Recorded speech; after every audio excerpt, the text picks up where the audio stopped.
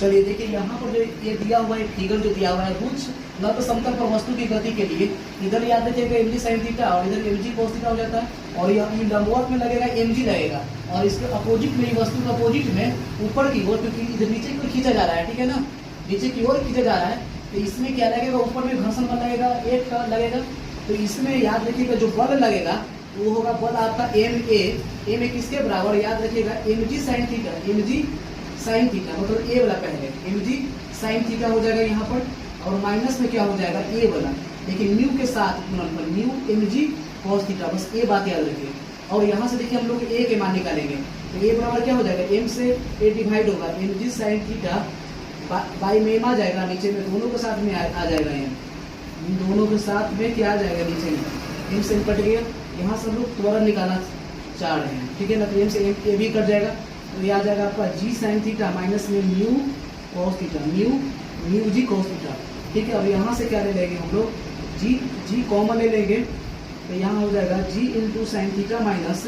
New cos theta. तो कितना त्वरण के साथ ये वस्तु जो यहाँ से चलेगा, अगर नीचे पर कोई वस्तु इसको खींचेगा तो कितना त्वरण के साथ ये नीचे आएगा, तो इतना त्वरण के साथ आएगा, यानी g into sine theta minus mu cos theta के साथ में आएगा, ठीक है। अब देखिए यहाँ से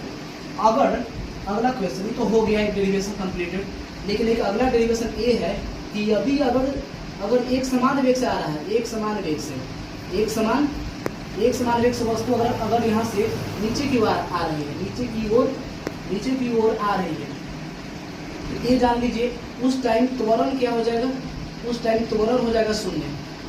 क्यों शून्य हो जाएगा त्वरण, क्योंकि u और v दोनों बराबर हो जाएगा, तो v में से u घटाइएगा तो जीरो हो जाएगा, कट जाएगा ना। लेकिन यहाँ अब देखिए तो हम लोग यहाँ से म्यू का भी मान निकालने वाले हैं, म्यू का मान कैसे निकलेगा, तो देखिए तो चूंकि यहाँ ध्यान दो पहले, ठीक है, ए बराबर कितना है जी इंटू साइन थीटा माइनस में है न्यू cos थीटा, यहाँ तक क्लियर है। आप लोग म्यू निकालने वाला है, यानी इसको क्या बोलते हैं, म्यू के क्या बोलते हैं, घर्षण गुणांक ये बोलते हैं इसको नाम, इसका घर्षण गुणांक होता है। अब देखो कि यहाँ से हम लोग म्यू का मान निकालने वाले तो ए के मान तो जीरो हो जाएगी क्योंकि त्वरण जीरो है, जी साइन थीटा माइनस में न्यू cos थीटा, यहाँ तो कोई दिक्कत नहीं है। अब देखो जी से भाग करेंगे जीरो बचेगा, यहाँ से साइन थीटा माइनस में न्यू cos थीटा, क्लियर है यहाँ तक। अब न्यू cos थीटा माइनस में इधर आ जाएगा प्लस में, न्यू cos थीटा प्लस में हो जाएगा, यहाँ बचेगा साइन थीटा। अब न्यू बराबर यहाँ से निकाल लेंगे हम लोग साइन थीटा और बाई में cos थीटा, ठीक है।